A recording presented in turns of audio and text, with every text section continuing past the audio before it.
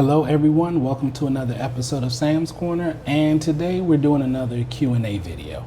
And a question that was posed to me was, I have money in a retirement account from a previous employer. Should I leave it there? And the simple question is, it depends.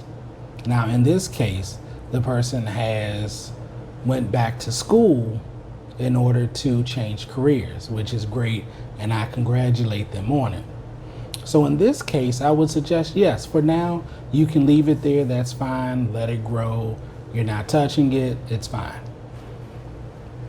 Excuse me. For those of you who have moved on to another employer, I would say after maybe 6 months or longer. Even if you are eligible to participate in your new company's retirement plan, I wouldn't rush to do it right away. And here's why. You don't know what's going to happen. And a friend of mine gave me some very, very great advice.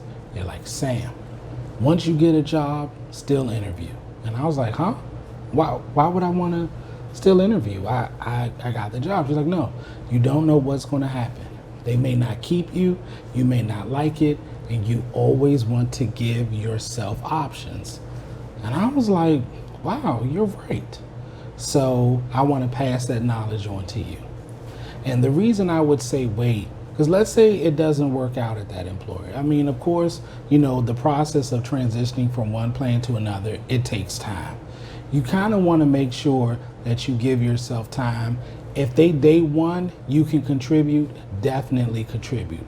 But once you've been there for a while and you're kind of going to be there for a while, all things considered, then absolutely transfer that plan to this one, because we're not our parents and our grandparents. Our parents and grandparents, they had the one job or maybe two jobs they had over their whole working career.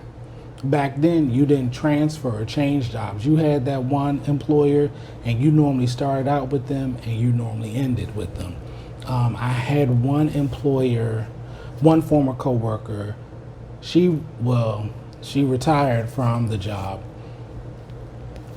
but she had been with the organization for, I think, about 38, 39 years. And you don't hear of that anymore. You don't really hear people staying with an employer for 9 years these days, let alone 38 or 39. And so back then it was very common for people to stay.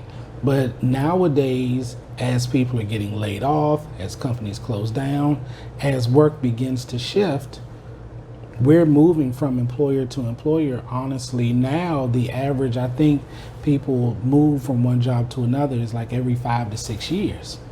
Well, let's say your working career is over, let's say you start working at 20, let's say 20, and you work until you're 65, that's 45. If you move jobs or change employers every 5 years, that's 9 times. That's 9 different retirement plans.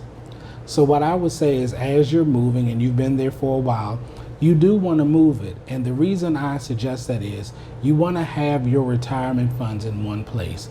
You don't want to say, oh, I think I have this here. This is all over the place, and you don't know where your money is. Because at the end of the day, you really want to be able to look at where you are and actively plan for the future. You want to look at, okay, I have this amount of money. These are the funds I have right now. And I want to have X amount of dollars when I retire. And in order to do that, I need to put away such and such.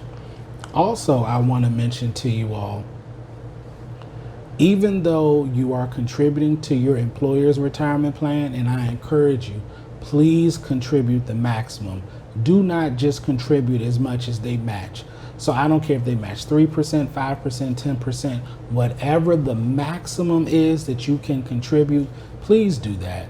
Because the money that you'll need for retirement, you're going to need more than what you think. Also, here's another thing that we don't think about. We don't think about what retirement is going to look like. And honestly, the way things are looking now, when you think about retirement, most people, when they retire, they're not retiring anymore. Like, they're not exiting the workforce. They'll retire from their job and they'll become a contractor. or they'll retire from their job and then they'll work something part-time to still have revenue coming in because maybe they didn't save enough, or maybe just life happened and what they had they no longer have and now they have to do something else.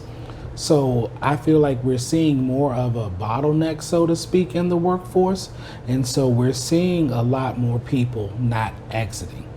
And of course, with the current environment that we're in and the economy is shifting, it's going to be very interesting to see what happens or what retirement looks like for people in the next, I want to say maybe 5 to 10 years.